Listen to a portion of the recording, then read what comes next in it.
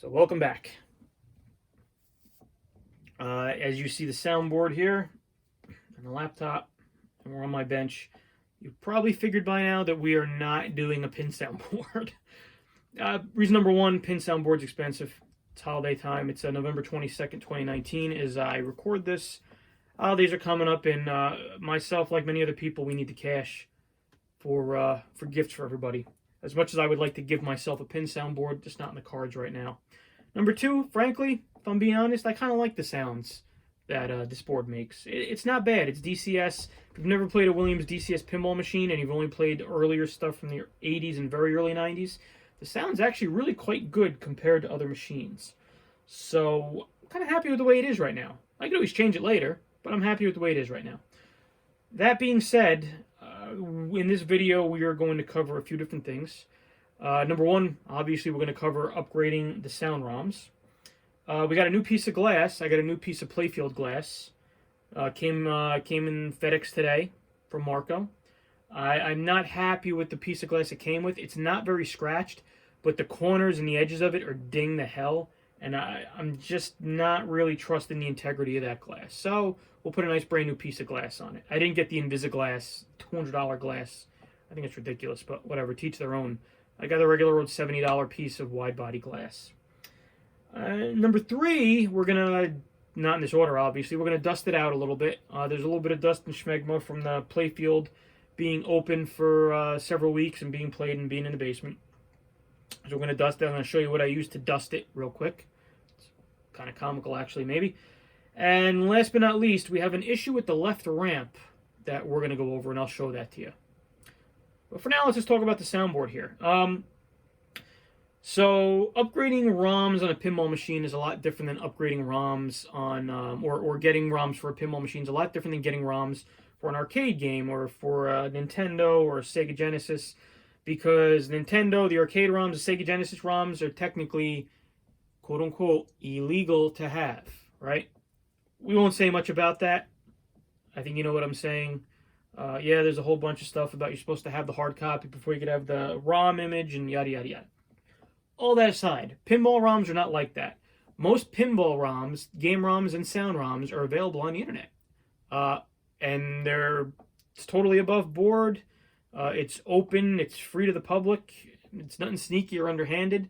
And in the next part of this video, I'll show you where we get them and how to get them. But it's actually quite easy. So a couple things. You might see to the left over here by my finger, we have a pile of EEPROMs, right? And you see over here that we have 7 EEPROMs on our soundboard. So right now, this soundboard is using the L2 version of the EEPROMs.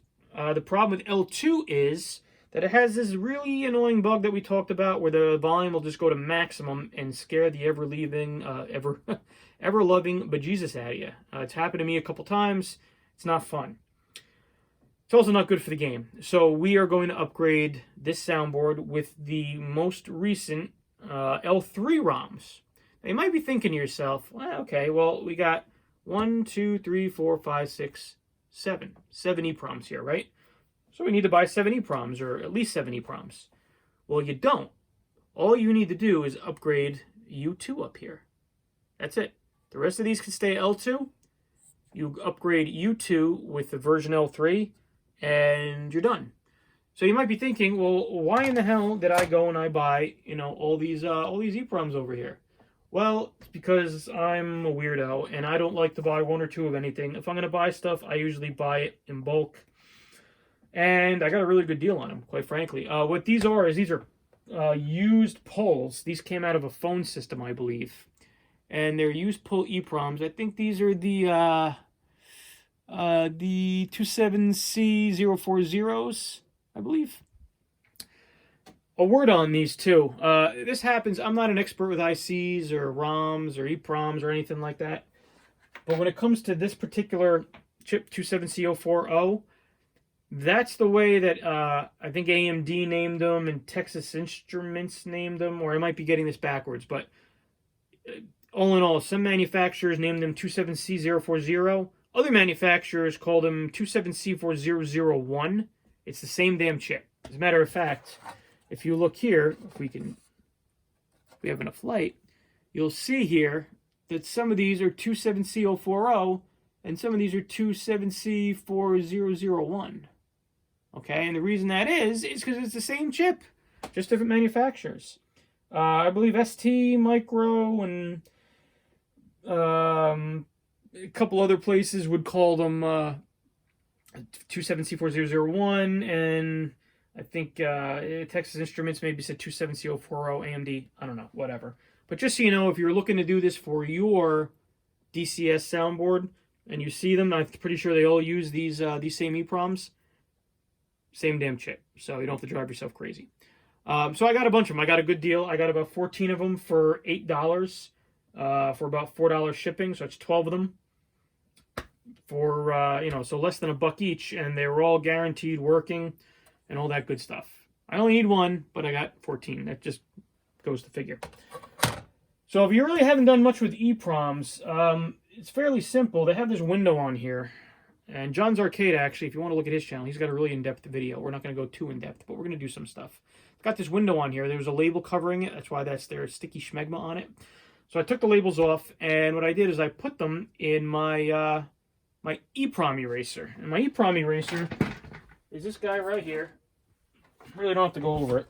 All it is it's a box with a timer, and in here, put them in this little drawer, and inside the unit, there's a UV light. You set it for about 10-15 minutes. The UV light erases the EEPROMs, shines a light through that little window. Boom, erased, and you can reuse them. And I've done that with the majority of them here, right over here, as you can see. Now, what'll happen is a lot of times when you have these chips, you'll put them in, you'll try to erase them, which I did, and you'll see there are 2 of them up on here on my my chip burner, my EMP-10. And the rest of them are over there kind of hanging out. These right here without the labels, these are good. I erased them, and they came back as erased. These 2 over here, I erased them. They didn't come back as erased. They came back as no good. That the erasing did not work. So what I want to do is, I want to show you, let's get our soundboard out of the way. I want to show you what that looks like. So let's open up the ancient laptop, shall we? Wake up, ancient laptop. And what we have here is we have the software. Why don't we do this? Let's get you guys a little closer in. All right. Boom, boom, boom. I want you to see the EMP-10 too. So let's just do that. There we go. And we'll turn this like this so you can see it a little bit better. So, remember EMP-10. This is our chip burner here. This is all ancient stuff. A guy on KLOV, as of this video, Small Town Guy 2, he sells these little kits, has the laptop, the power supply, the EMP-10. I saw this on John's Arcade years ago, 10 years ago maybe, and I really wanted something like this. I waited, I saw this guy selling the kit, so I bought one, and I've been very happy with it. It's pretty much burned everything I ever wanted, and I just kind of think it's cool using the old ASCII DOS setup, but whatever, I'm a nerd. So anyway, let me show you something. So the way that we verified the device is erased is by this thing right here, that choice right here that says verified device is erased. Makes a lot of sense. So we'll take one of our ones that didn't erase well. We'll pop it in our EMP-10. Make sure we get all the legs in there. We'll close our little latch so it's nice and snug and tidy in there. And we're going to hit our enter button. It's going to go through, it's looking at all the memory blocks, right? And it says right here, whoop, we got a problem. We still have data on one of those blocks. All right, so we're not good, all right? Because the erase value would have been FF, but the device value, the device data is FE. It means we have data there. It's not erased. Whereas if we took a erased one, right here, close our gate, and we try this, you'll see it'll go through all our memory blocks, our memory addresses. Verify erase successful. I'm sure you can hopefully see that. So, yeah, so there we go. So that's what we do. So basically we put all these guys in our eraser, and many of them came back erased, 2 of them did not. But I only need 1, so it really doesn't matter. I just decided to do a bunch of them. I have a couple over here that I didn't take the labels off. I got tired of taking labels off stuff, so I just left them. But we have a whole bunch that are erased and ready to go. So yeah, I think that's really all there is to it for now. When we come back, I will show you how to get and where to get the ROM file, the ROM image rather. And after that, we'll hook this up and we'll burn it on to an EEPROM. We'll be back. All right, we're down here at the family computer. That's why this desk is such a mess. Hopefully I zoomed you in enough that you don't have to see the disaster that is this computer desk. So as far as getting your ROMs, whether it be your game ROM or your sound ROM, for a pinball machine, that is, they're pretty much all in one central place, and that is the Internet Pinball Database, ipdb.org, and that's where we are right here.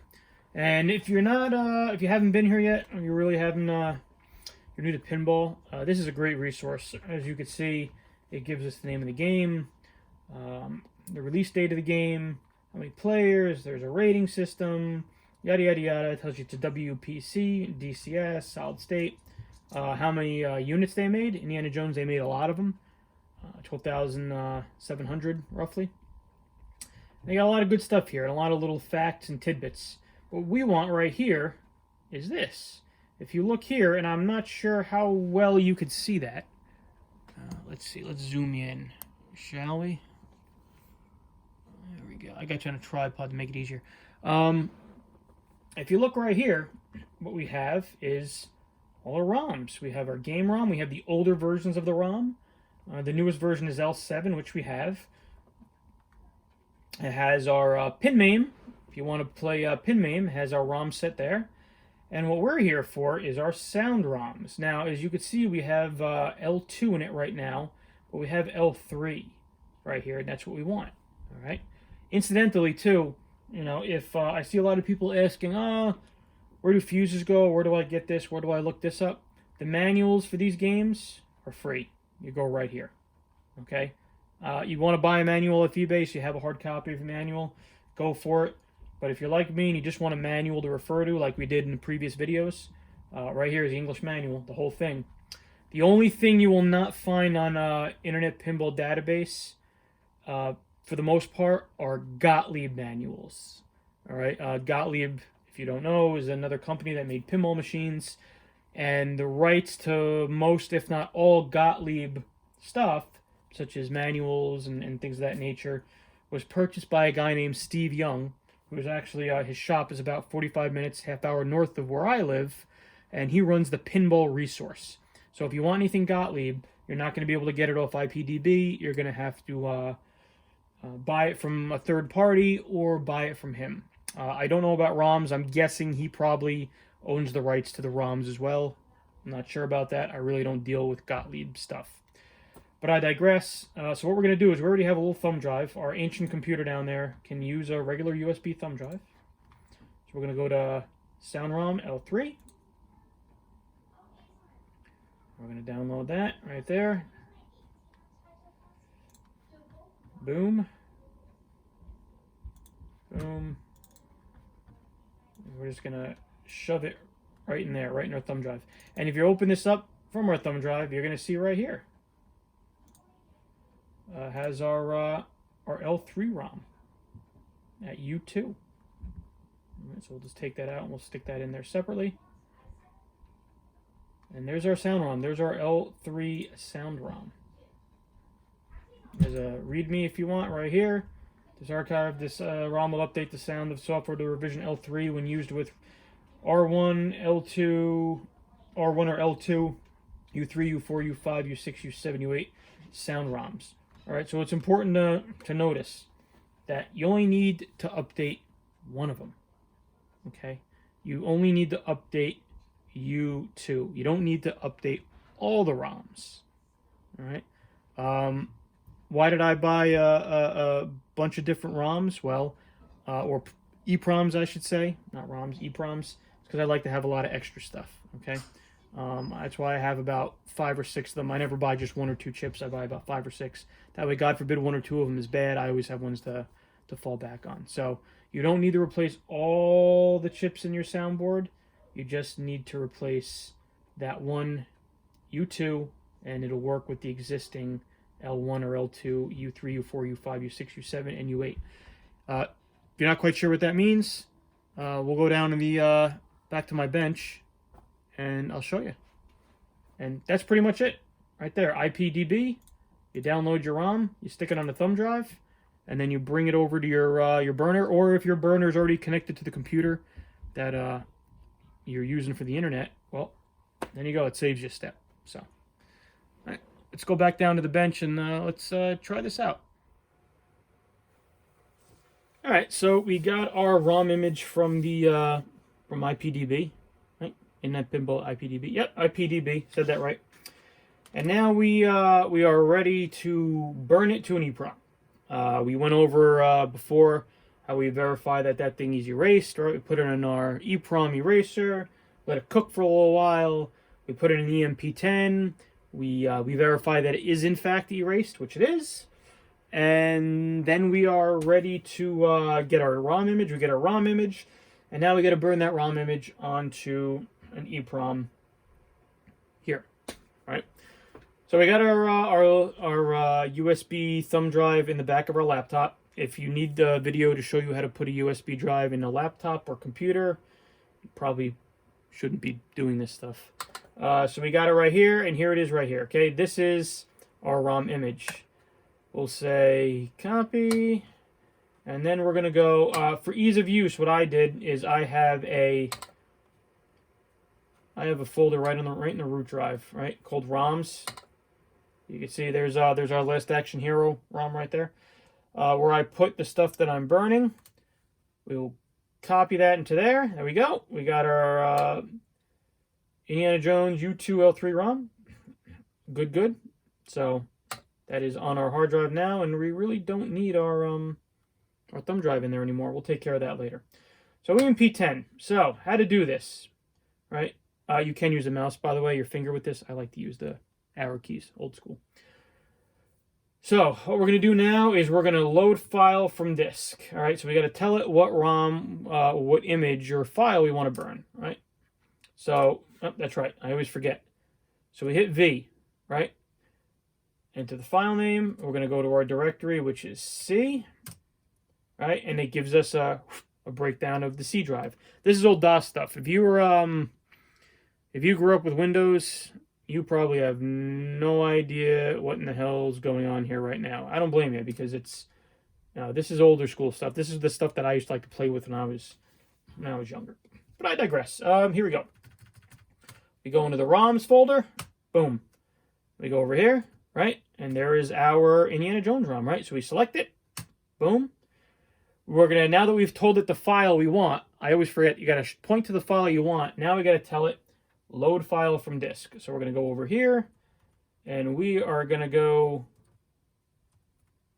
load file from disk, right? When ready, press return. Loading file. So successfully loaded the file. We are good to go. Boom. Done. We already have our device. All right. You got to select what? Let's zoom in a little bit here. We got to select what device we're using. What they mean is what chip we're using. In this case, we're using a 27C040 by AMD. All right. No problem. We're going to take that guy. We are going to put him in our burner down here, as you can see. I know it's kind of at the edge of the frame, but stick him in there. All right. So what we'll do first is we will verify it's erased again, just for good measure.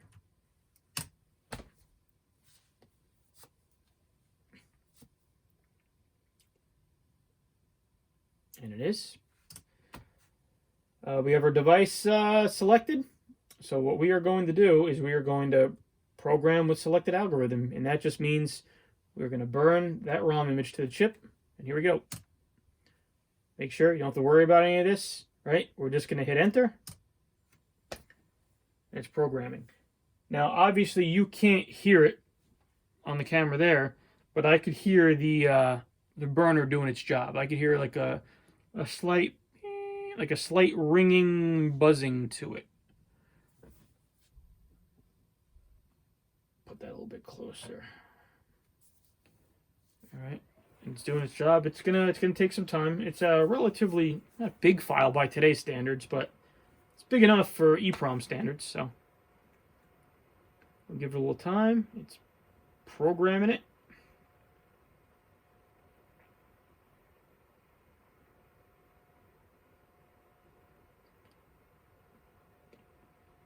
This is a bigger EEPROM. I believe actually these are like 4 meg EEPROMs, so that's why it takes as long as it does. And what we're gonna do too is we're gonna make sure the little window on these EEPROMs is supposed to be covered. Obviously, it's gonna be in the dark back box. UV light's not really gonna get to it. This is not UV light up here. This fluorescent light really technically won't hurt it, but I still like to make things a little bit neater. So we're gonna take a little green sticker. Oh, now it's verifying for us. So it's finished it. Now it's verifying. So what it's doing is it's comparing the data on the chip to the data that's in the buffer in the program. Device successfully programmed. There we go. That's it. We just burned our L3 ROM. Simple as that.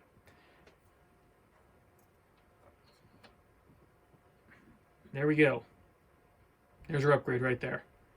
Can't be simpler than that. So what I'm going to do is I'm going to put a nice sticker on there to protect that little window. I'm going to take the old EEPROM out, put the new EEPROM in.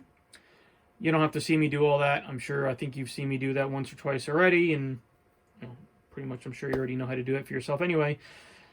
So let me do that. I'll get the soundboard back into the game. I'm probably actually going to replace a couple of the caps while I have that board out too. Might as well. They're pretty old.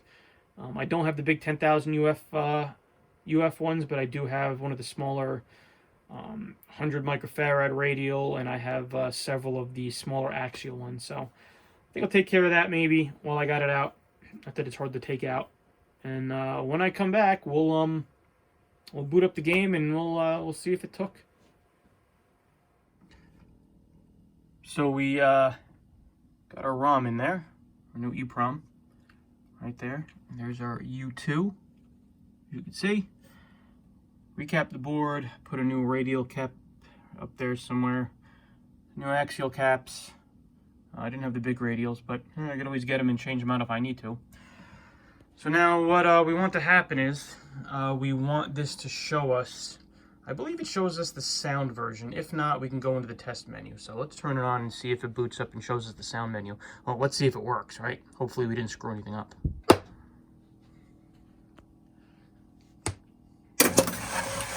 7 is the game ROM.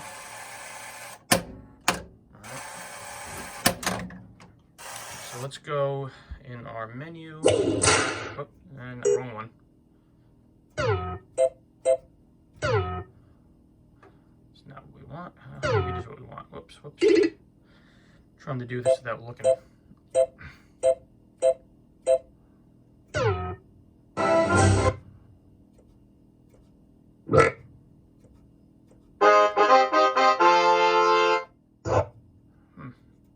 I mean, it seems to be working, but I don't see how we're supposed to see the sound version.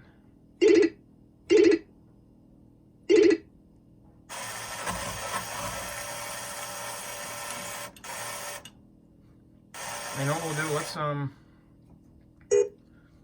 let's go to the tests. Oh, there we go. Sound, revision L3. I knew there was a way to do it somehow. I just couldn't remember. So there we go, sound L3, and looks like we're good. You know what we'll do too, just for good measure. Let's do our sound tests.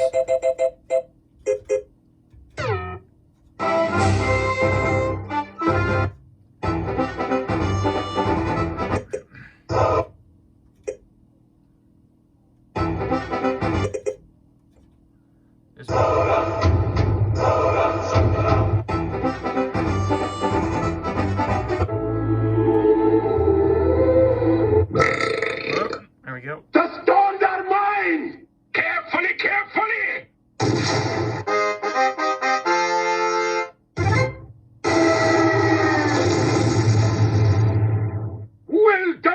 end. I'm gonna call that good. So, see, not too hard. Honestly, the hardest thing was really, it wasn't the hardest thing. I think the hardest thing was putting it on a flash drive and sticking it in the laptop. I mean, it's really that easy when it comes to upgrading stuff like that. So that should take care of our max volume problem. Hopefully, I think. And we'll move on to the next thing. You know, why don't we I'll show you what we're gonna do with this ramp here before we put the glass back on. So what's happening is, when I get a real hard shot that goes right up this ramp, probably about half the time, it comes out, and when it gets right to about here, it jumps over the side of this this ramp here, and it winds up hitting our plane. And you see these planes broken a lot, and I'm guessing, or I'm wondering if that's why, if this is a common problem. I've seen other people describe this problem, so I'm guessing if that ball jumping up and whacking this plane is part of the reason these planes are always broken. And mine are not. Mine are original, and both of them are in good shape, and I'd kind of like to keep it that way. So absent bending this or trying to readjust it, because I have tried to readjust it and bend it a little bit and nothing seems to work, we're going to put a little piece of drop dead foam, or actually I don't think I have any foam. I think we might even just use a little piece of Velcro backing, and I'll show you what I mean. And it sticks right on there. It's easy to get to. I just pop off these screws and this piece of plastic comes up. I'm gonna put a little piece of Velcro backing in there, white. I think it'll blend in better with that ramp, maybe, we'll see. And just to slow the ball down a little bit. We don't need the ball to go fast around here, we just need it to make it around here. So hopefully that'll slow the ball down. We'll put it right in this curve here, and hopefully that'll help it from keep it from jumping out of this ramp. So what I did here was I took about a half of a Velcro, right? I got that Velcro stuff over on my bench there. And I took the one of the halves of it and I put it up here, and it gives us a little bit of padding, and it slows it down a little bit of a braking effect. I also went and I squeezed the ramp together a little bit here at this weld and a little bit here at this weld. It's coming off the track somewhere between here and there. Let me back up a little bit, right? I took it and I've been flinging the ball up it as hard as I can, and it's not flying. Oh. Just dropped the ball. I've been flinging the ball up the ramp as hard as I can, and it seems to be staying in the wire form and not hopping out. I did it like 15-20 times, same result, stayed in there. So I think I'm going to put the plastic back on here. There's a plastic up here that goes up on there. And hopefully that'll do it. I think the last step we have now is to dust it and put our new glass on.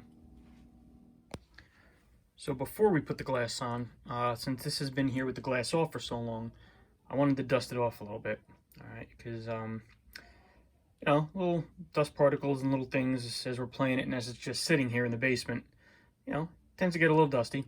And the thing I use for just a quick dusting for things like this guy right here, a Swiffer duster.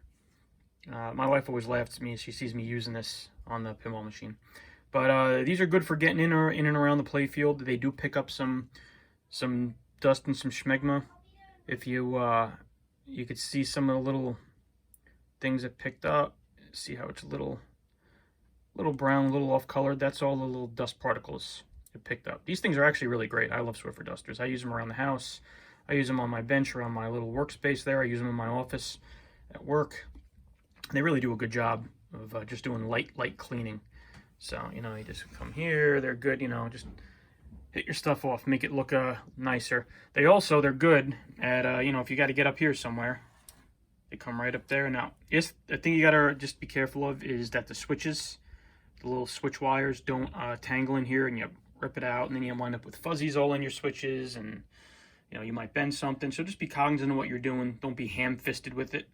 Just, you know, just gentle, go around with it. It especially works in places like up around here where it might be hard to get a rag with some Novus 1 or something. I was able to get all around the rollovers and in between the pop bumpers and up in here by the captive ball. So it works really well. So now that I did that, I am going to go unpack our nice new glass, and we're going to put this on here because it's about time this got a piece of glass. First I got to put my plastic back on, but then we'll put the glass on. Coming back in a minute. And voila, new glass is on. So what I did, I took it out of the box. I put it on my nice thick carpeted floor here, right here. I wiped down one side. I took the side I wiped down and I put it toward the playfield, put it on the game, and then I wiped down the top of it, which was the unclean side. And that avoids any smudges or getting schmegma on it underneath the glass that you can't get to, or missing the spot. That's kind of what I do when I put new glass on. It seems to work out okay. The other thing too worth mentioning, if you haven't really done this before, take your ring off, right? I take my ring off because when you're holding this glass, inevitably that ring is going to catch an edge as you're holding a piece of glass. I've heard tell of people popping glass with wedding rings and stuff. I don't know if it's true. I don't know if it could happen, but it takes 2 seconds to take your ring off and then put it back on. Why chance it, right? But as you can see, it looks really nice. As far as the old glass, right, what I do is I got the big box from Marco right there. I took the old glass and I put it back in with the corner protectors and everything. I'll stick that in my shed until bulk trash next year in the spring. Right now it's November. I think the next bulk trash pickup is April of 2020. I'll put it in there, all right, fragile glass, and I'll put it out like that, and my garbage guys will come get it. So basically, dispose of it within regulation, law, yada, yada, yada. You know, be smart about it. And even though it is safety glass, write something on it so that the person disposing of it knows what they're dealing with, you know. A little bit of conscientiousness goes a long way. Or so I'd like to think. But anyway, closing thoughts. That's going to be it for Indy. I am very, very, very happy that this is the first time this game has lived. Now let's turn it on as we talk.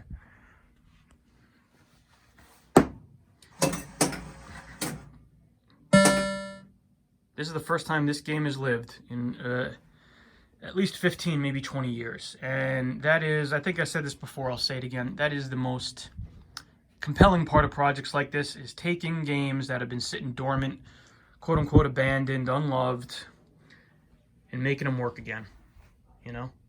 Who would have thunk when this thing was stuck in a warehouse 15, 20 years ago that it'd wind up in my basement fully working? And it is, it's fully working. We got all the bugs out, we went over everything, we cleaned everything. You guys saw us do that as we went along. And it is now a relatively new game. So, anyway, from me to you, and from Indy too, thanks for watching. Hope you enjoyed the series, and still working on that Addams Family, so maybe I will be back sooner rather than later. And with that too, come over here, get my Starbucks. With that too, we are going to be coffee good. A couple things I want to do. Probably not before the end of the year. We're still trying to get a hold of that Addams Family. I'm in talks with the op who has it. We are looking to build a MAME cabinet. I had a MAME cabinet years ago. My kids just played one at a local brewery / restaurant. Now they want one again, and I kind of want one too. So I'm looking for like a dynamo cut corner cab I could do a MAME cabinet in. There's a lot more options of doing MAME cabinets than there were like 10, 15 years ago, so I can make it a little more streamlined this time.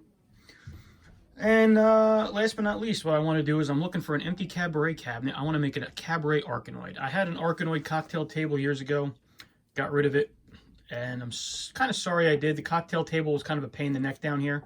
I don't have a ton of space, but I want to make a cabaret Arkanoid. So I'm looking around for an empty cabaret cabinet, nothing I have to strip. I don't want to destroy a perfectly good game to get it. And that's what I'm looking for. So more stuff on the horizon. Might not be next week or next month, but it's definitely coming. And I hope you join me for that. So as of now, thanks again for watching. Happy Thanksgiving, happy holidays, happy New Year maybe if I don't see you sooner.